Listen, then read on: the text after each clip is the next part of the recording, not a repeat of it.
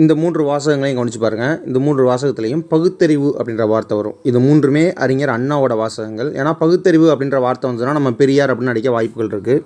பகுத்தறிவை பயன்படுத்துவதில்லை என்று முடிவு செய்த பிறகு மனிதனிடம் வாதிடுவது என்பது செத்துப்போன மனிதனுக்கு மருந்து ஊட்டுவதற்கு நிகராகும். வைரம் ஜொலிக்க வேண்டுமானால் சாணை பிடிக்கத்தான் வேண்டும். தங்கம் பிரகாசிக்க வேண்டுமானால் தணலில் காய்ச்சத்தான் வேண்டும். ஆம், அதேபோல் நல்வாழ்வு பெற வேண்டுமானால் நாம் பகுத்தறிவு பாதையில் செல்லத்தான் வேண்டும். விதியை நம்பி மதியை பறிகொடுத்து பகுத்தறிவற்ற மனிதர்களாக வாழ்வது மிக மிக கேடு. நடந்தவை நடந்தவையாக இருக்கட்டும், இனி நடப்பவை நல்லவையாக இருக்கட்டும். இதுவும் அறிஞர் அண்ணாவோடது. புகழை நாம் தேடி செல்லக்கூடாது, அதுதான் நம்மை தேடி வர வேண்டும். சமத்துவம் சமதர்மம் போன்ற லட்சியங்களை பேசுவது சுலபம், சாதிப்பது கடினம். கண்டனத்தை தாங்கிக் கொள்ளும் திடமனம் இல்லை என்றால் கடமையை நிறைவேற்ற முடியாது. மாற்றான் தோட்டத்து மல்லிகைக்கும் மனம் உண்டு, எதையும் தாங்கும் இதயம் வேண்டும்.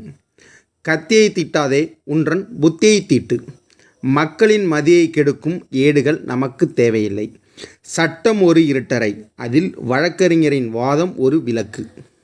நல்ல வரலாறுகளை படித்தால்தான் இளம் உள்ளத்திலே புது முறுக்கு ஏற்படும். இளைஞர்களுக்கு பகுத்தறிவும் சுயமரியாதையும் தேவை. இளைஞர்கள் உரிமை போர்ப்படையின் ஈட்டி முனைகள். வன்முறை இருபக்கமும் கூறுள்ள கத்தியாகும். வாழ்க்கையில் அடிப்படை தேவைகளுக்கு அடுத்த இடம் புத்தகச்சாலைகளுக்கு தரப்பட வேண்டும்.